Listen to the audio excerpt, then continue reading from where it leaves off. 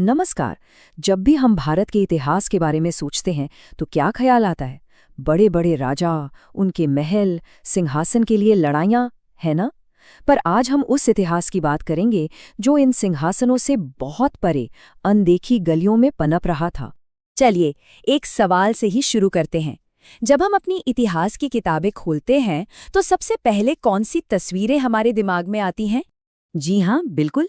दिल्ली के सुल्तान, मुगल बादशाह, बड़े बड़े साम्राज्य और उनके बीच की लड़ाइयाँ। मतलब इतिहास को अक्सर ऊपर से नीचे की तरफ देखा जाता है ना, जैसे कि ये सिर्फ राजा महाराजाओं की ही कहानी हो।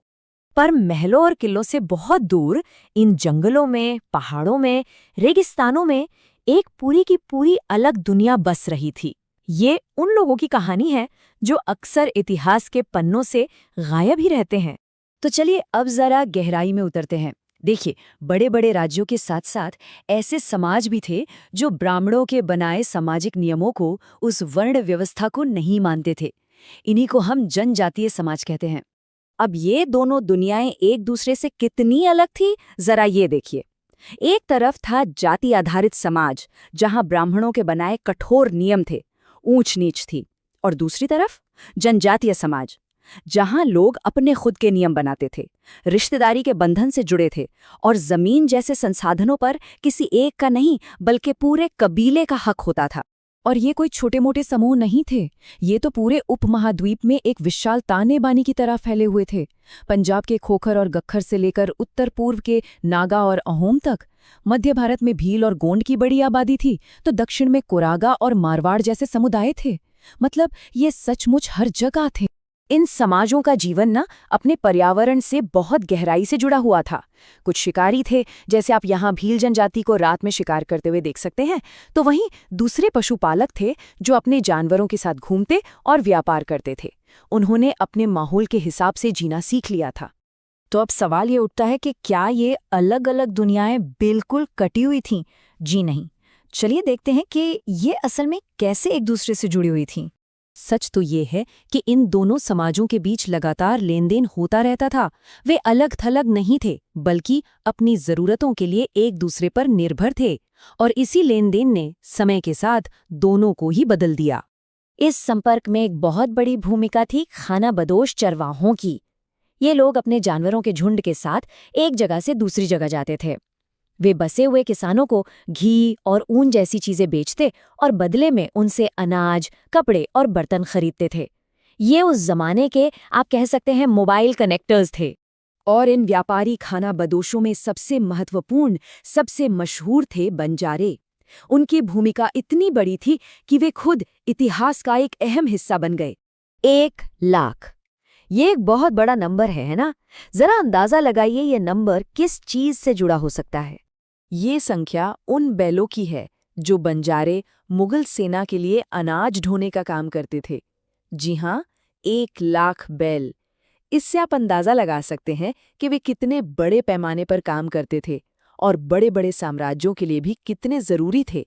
17वीं सदी का एक अंग्रेज व्यापारी था पीटर मंडी। उसने जो अपनी आंखों से देखा वो लिखा है। उसने बंजारों के एक कारवा का जिक्र किया जिसे टांडा कहते थे, जिसमें 14,000 बैल थे। ये तो एक चलता फिरता शहर ही हो गया, जिसमें परिवार, जानवर और सामान सब एक साथ सफर करते थे। लेकिन कहानी सिर्फ व्यापार तक ही सीमित नहीं थी। कुछ जनजातीय समाजों के लिए यही आर्थिक शक्ति आगे चलकर कुछ बहुत बड़ा बनाने की नींव बनी। उन्होंने अपने खुद के शक्तिशाली और संगठित राज्य बनाए। चलिए गोंड लोगों से शुरू करते हैं।